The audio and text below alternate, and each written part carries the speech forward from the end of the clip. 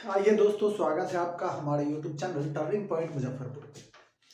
हम आपके लिए आज से प्रारंभ करने जा रहे हैं इतिहास, हिस्ट्री प्रारंभ करने जा रहे हैं। हम बारी बारी से आपके लिए 3 सेक्टर इतिहास, भूगोल और नागरिक, तीनों सेक्टर एकदम लाइन बाय लाइन, एकदम वनडे कंपटीशन के लिए हम लेकर आएंगे।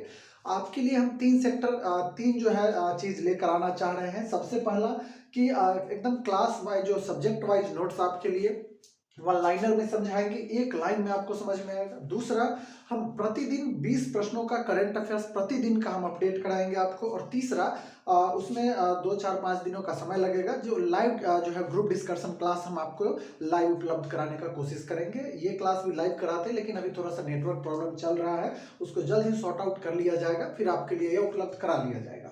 तो हम आपके लिए इतिहास जो लेकर आएंगे, एकदम लाइन बाय लाइन लेकर आएंगे। जहां भी समझने में दिक्कत हो, आप कमेंट बॉक्स में आकर कमेंट कर सकते हैं, ठीक है। तो वहां से आप डायरेक्ट पूछ सकते हैं, ठीक है। और उसके अलावा आप हमारे फ्री टेस्ट सीरीज में भी जुड़ सकते हैं। हमारे जो है टेलीग्राम चैनल पे, उस पे भी सेम नेम से है, टर्निंग पॉइंट मुजफ्फरपुर के नाम से, ठीक है। तो हम देर नहीं करते हैं, आते हैं एकदम सिंपल तरीके से समझाएंगे, ठीक है। एकदम सिंपल तरीके से बताएंगे आपको। तो देर न करते हुए आते हैं इतिहास के बारे में। आखिर इतिहास है क्या, इतिहास जो है पढ़ते क्या है।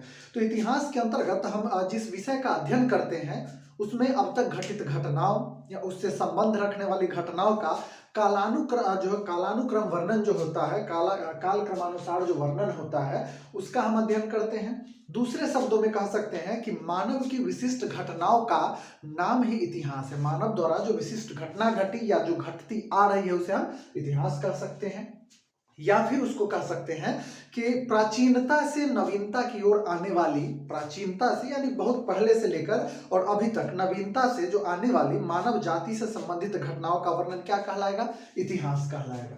तो इतिहास जो शब्द मिलकर बना, वह किससे मिलकर बना? तो इतिहास जो शब्द मिलकर बना, इतिहास शब्द जो मिलकर बना, वह 3 संस्कृत शब्दों से मिलकर बना था। इतिहास जो शब्द बना, वह 3 संस्कृत शब्दों से मिलकर बना है, 3 संस्कृत शब्दों से मिलकर बना है। इसमें पहला आ जाता है आपका इति। पहला क्या आ जाएगा? आपका इति आ जाएगा। तो इति का मतलब होता है, इति का मतलब होता है जो बीत गया हो, जो बीत गया हो उसे कहा जाता है इति। जो बीत गया हो या जो सही घटना घट रहा हो, उसे कहा जाता है इति कहा जाता है, ठीक है। दूसरा आपका आ जाता है ह। इति और उसके बाद आ जाता है ह।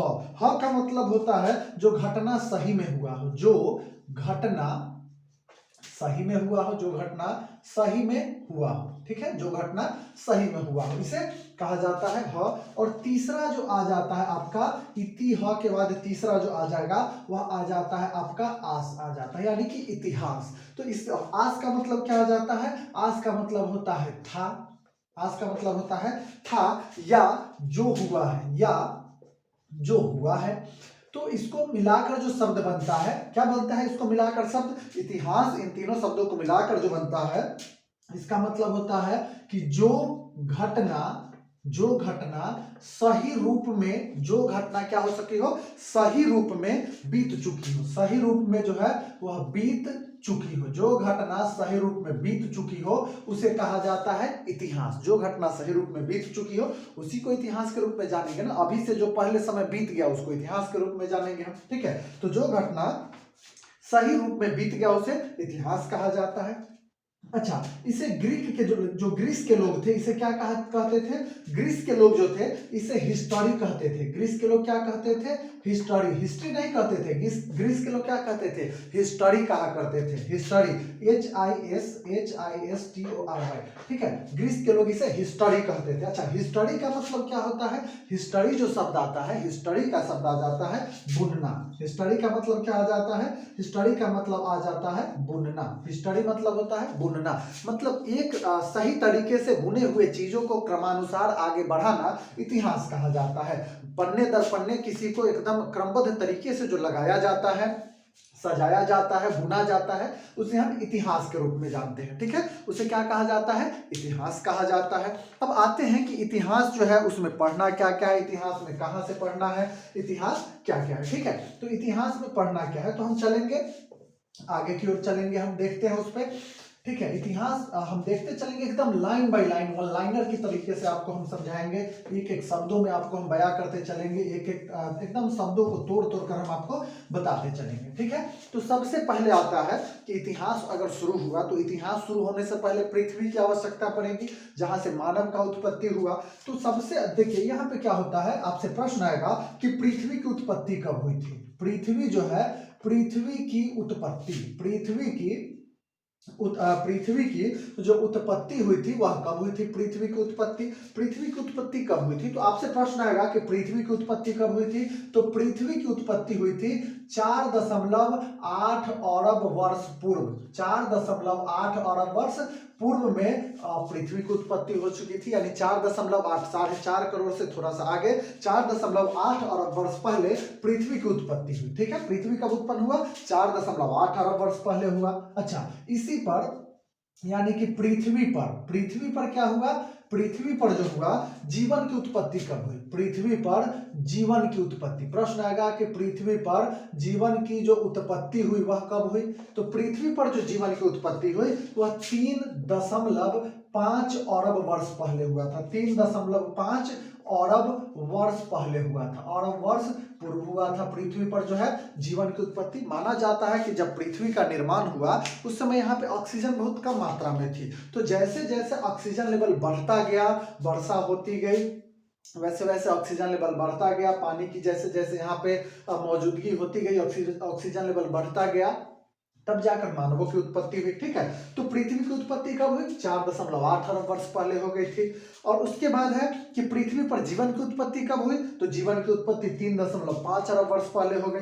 अच्छा, इस पे आपसे प्रश्न आएगा कि पृथ्वी पर, इस पे आपसे प्रश्न आ सकता है कि पृथ्वी पर, एकदम लाइन बाय लाइन चलेंगे, कि पृथ्वी पर जो प्रथम जीव आया, पृथ्वी पर जो प्रथम जीव आया था, पृथ्वी पर प्रथम जीव जो आया था, प्रथम जीव की उत्पत्ति कहां से हुई थी।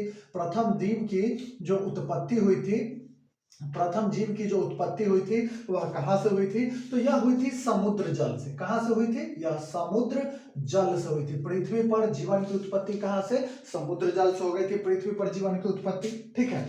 तो उसके बाद आता है कि पृथ्वी का महाकल्प, पृथ्वी जो होता है, पृथ्वी का महाकल्प जो था वह क्या है, पृथ्वी का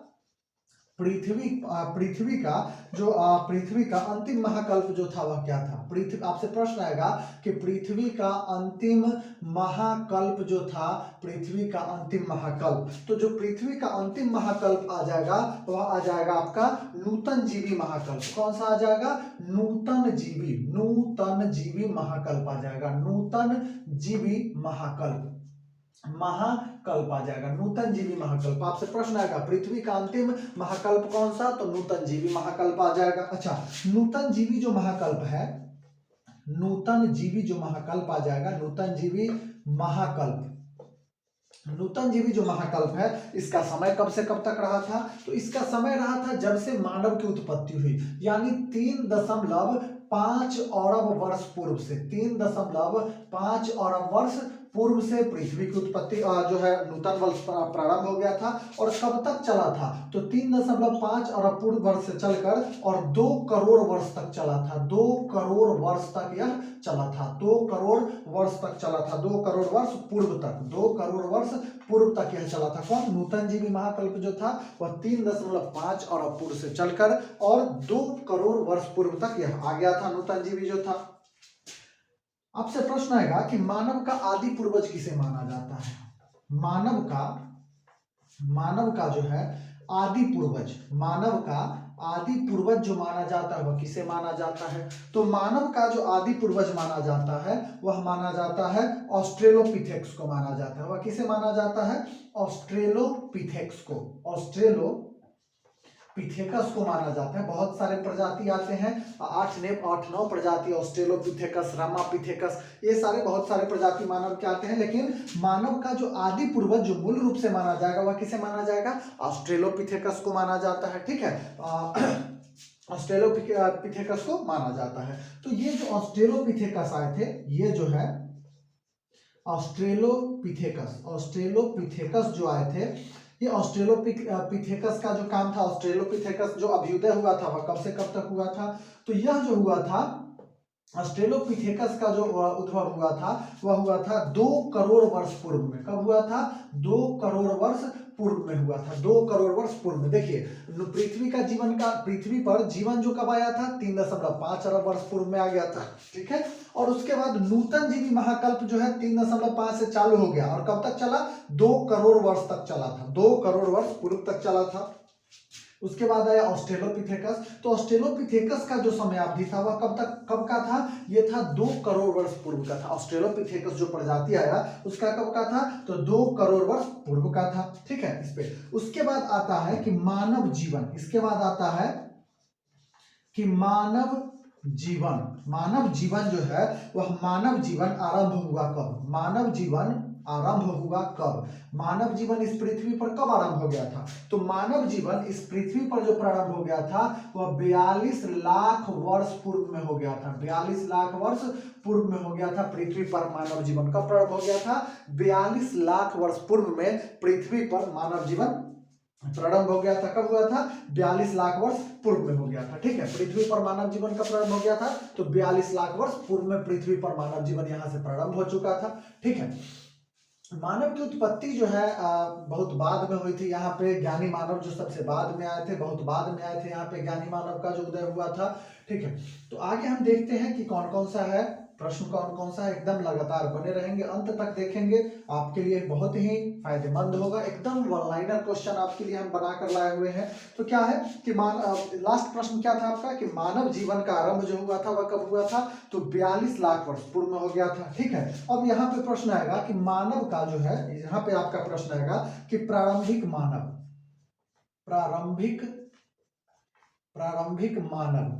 मानव जो थे वह प्रारंभिक मानव के जीवाश्म पाए गए हैं कहां से? प्रारंभिक मानव जो है उसके जीवाश्म कहां से मिले हैं? प्रारंभिक मानव के जीवाश्म। तो प्रारंभिक मानव के जो जीवाश्म मिले हैं उसका जीवाश्म जो पाया गया है वह अफ्रीका से पाया गया है। कहां से पाया गया है? अफ्रीका से पाया गया है। प्रारंभिक मानव के जीवाश्म कहां से मिले हैं? अफ्रीका से मिल गए हैं। माना जाता है कि मानवों की जो उत्पत्ति हुई थी वह कहां से? अफ्रीका से प्रारंभ हो चुकी थी। मानवों की जो उत्पत्ति हुई थी वह अफ्रीका से प्रारंभ हो चुकी थी। मानवों का जो पूर्वज थे वो अफ्रीका से आ गए थे। ठीक है। तो मानव का जीवाश्म कहां से प्राप्त हुआ है? तो यह अफ्रीका से प्राप्त हो गया है। और मानव, इसके बाद प्रश्न आएगा कि मानव जो है अपने वर्तमान स्वरूप में कब आया था? मानव अपने वर्तमान स्वरूप में कब आया था? वर्तमान स्वरूप में कब आया? तो मानव जो है अपने वर्तमान स्वरूप में आया था वह कब आ गया था? तो मानव वर्तमान स्वरूप में जो आ गया था वह 50,000, कब आया था? 50,000 वर्ष पूर्व में आ गया था। 50,000 वर्ष पूर्व में आ गया था। मानव जो आ गया था वह कब आ गया था? 50,000 वर्ष पूर्व में आ गया था। पता है मानव जो पहले क्या था? मानवों के पास दिमाग कम था और सर का साइज बड़ा था, तरबूज जितना बड़ा होता था, किसी का परोड़ जितना लंबा होता था, इतना बड़ा बड़ा सर अभी भी अफ्रीका में आपको देखने को मिलेगा। तो ये बड़ा बड़ा सर। तो जैसे जैसे मानव स्मार्ट होता गया तरबूज का साइज छोटा होता चला गया। ठीक है। तरबूज जो है छोटा होता चला गया और अंदर से जो सोचने की शक्ति बड़ी होती चली गई। माना जाता है कि जब समुद्र से जीवों की उत्पत्ति हुई, दोहन होता हुआ जब यह जीवों के रूप में, मानव के रूप में यह बढ़ता चला गया तो अफ्रीका के जंगलों में रहने लगा। और अफ्रीका के जंगलों में रहते रहते क्या हुआ कि अफ्रीका के जंगलों से ही यह धीरे धीरे फैलता हुआ बहुत सारे जगहों पे पहुंचा था। एशिया, अफ्रीका, ऑस्ट्रेलिया, यूरोप, इन सब जगहों पे पहुंचा था। और मानवों के लिए सबसे फायदेमंद साबित हुआ था आग का आविष्कार। मानवों के लिए जो सबसे फायदेमंद साबित हुआ था यह क्या हुआ था? आग का आविष्कार सबसे फायदेमंद साबित हो गया था। सोचिए अगर आग नहीं रहता तो फिर बहुत सारा दिक्कत होता। आग के आने से ये नहीं है कि हाँ आग लगाने से, जब से आग आया है जीवन में आग लगना प्रारंभ हो गया है। तो आग क्या है? आग आने से क्या हुआ कि पहले मानव गुफा में सोते थे तो अपने सेफ्टी के लिए क्या करते थे कि उसके गुफा के मुहार को बड़े बड़े शिलाओं से या फिर बड़े बड़े डंडों से बंद करके सोते थे। अब क्या था कि उस समय जानवरों का डर था बहुत सारा और आदमखोर भी रहते थे। मतलब खुद मानव भी था जो था, दिमाग थोड़ा कम होता था ना, तो धैर्य लाठी कपार पे धर देता था। अगर देख लिया कि कोई फल गिरा हुआ है जो देखा उसी का होगा, ये नहीं सोचना है कि देखा हुआ है उठाया हुआ है तो उसका हो जाएगा। सोचता था कि हम ले लेंगे, धैर्य लाठी दे देता था कपार पे। हाँ, आदमी रहे ना रहे उससे उसको कोई मतलब नहीं रहता था। जैसे जैसे स्मार्ट होता गया, दिमाग डेवलप होता गया तो वैसे वैसे ही धीरे धीरे बढ़ता चला गया। ठीक है। तो आग के आविष्कार से क्या हुआ कि आग के आविष्कार से सेफ्टी मिला जानवरों से। आग जला के रख दिया जाता था, मुहाड़ों पे रख दिया जाता था, जिससे वो नहीं अंदर आ पाते थे। ठंडे प्रदेशों में सबसे ज़्यादा फायदा हुआ। जानवरों के खाल पहनने से ये लोग यूरोप में जब आए होंगे तो ऐसा थोड़ी है कि पूरा एकदम नंग धरंग वहाँ पे बसे रहे होंगे, नहीं, वहाँ पे जानवरों के खाल का प्रयोग किए, आग का प्रयोग किए, तब जाकर वहाँ बसना प्रारंभ किया था। नहीं तो सोचिए जो बर्फीला इलाका है उस बर्फीले इलाके में ये कैसे रह पाते। तो आग बहुत ही महत्वपूर्ण था, जीवन में महत्वपूर्ण था। आग जलाने के लिए जीवन में कहीं कहीं जीवने में आग लगा देता है, सभी बहुत गलत चीज होता है ना। तो मानव अपने वर्तमान स्वरूप में कब आ गया था? तो मानव आ गया था 50,000 वर्ष पूर्व में आ गया था।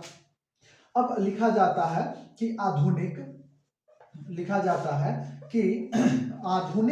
मानव का नजदीकी पूर्वज जो है, आधुनिक जो मानव है, आधुनिक मानव का नजदीकी पूर्वज कौन है? नजदीकी पूर्वज, आधुनिक मानव का नजदीकी जो पूर्वज है वह कौन है? आधुनिक मानव का नजदीकी पूर्वज जो है, तो इसका नजदीकी पूर्वज आ जाएगा क्रो-मैग्नन। कौन सा आ जाता है? इसका नजदीकी पूर्वज जो आ जाता है वह आ जाता है इसका नजदीकी पूर्वज आ जाएगा क्रो-मैग्नन आ जाता है। मानव का जो नजदीकी पूर्वज कौन सा आ जाता है? क्रो-मैग्नन आ जाता है नजदीकी पूर्वज।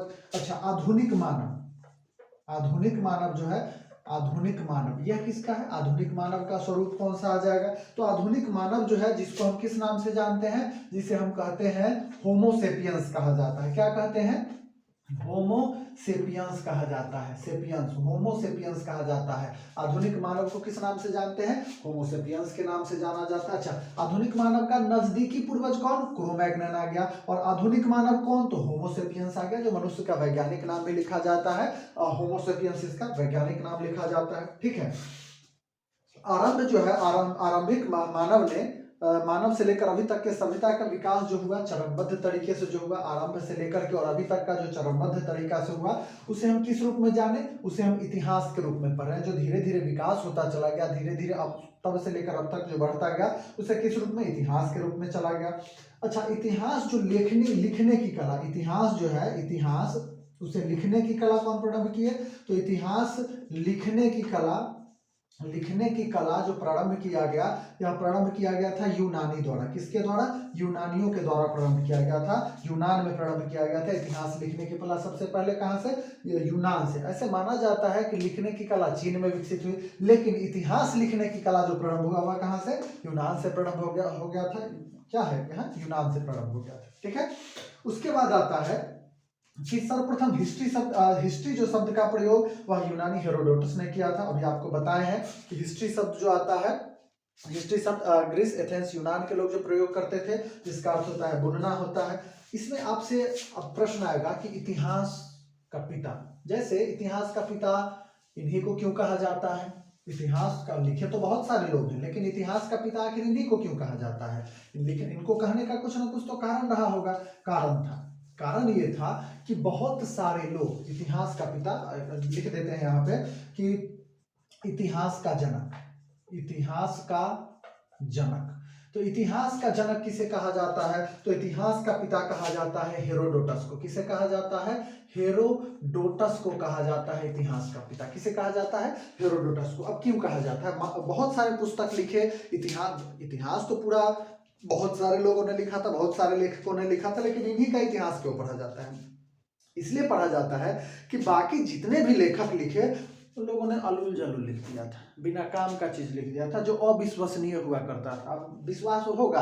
अब कह देगा कि रावण जो है हमारा समय में आया था, विश्वास होगा? नहीं ना होगा। तो बहुत सारा ऐसा फैक्ट था जो बहुत सारे इतिहासकार नहीं लिख पाए थे, तो उस फैक्ट्स को मानना थोड़ा सा मुश्किल हो गया था। लेकिन हेरोडोटस भी थोड़ा बहुत फेंकले थे, लेकिन क्या था, इनका थोड़ा परफेक्ट फेंका हुआ था। हाँ, ये फेंके थे 150-200 के स्पीड में फेंके थे, बाकी सब 1000 के स्पीड में फेंक देने था। तो इनका थोड़ा विश्वसनीय हुआ, इनका कुछ बताया हुआ चीज जो है परिपक्व हुआ, समझ में आया, लोगों को पता चला कि नहीं ये घटना यहाँ पे घट चुकी है, इसलिए इनके पुस्तक को मान्यता मिली और इतिहास का जनक के रूप में इन्हें जाना गया। तो इतिहास का जनक किन्हें कहा जाता है? तो इतिहास का जनक कहा जाता है हेरोडोटस को कहा जाता है। विश्व का प्रथम इतिहासकार भी इन्हें कहा जाता है। ठीक है, इन्हें क्या? विश्व का प्रथम इतिहासकार पढ़ना है। विश्व का प्रथम इतिहासकार किसे? तो हेरोडोटस को विश्व का प्रथम इतिहासकार कहा जाता है। अच्छा, आपका आ जाएगा फिर कि अध्ययन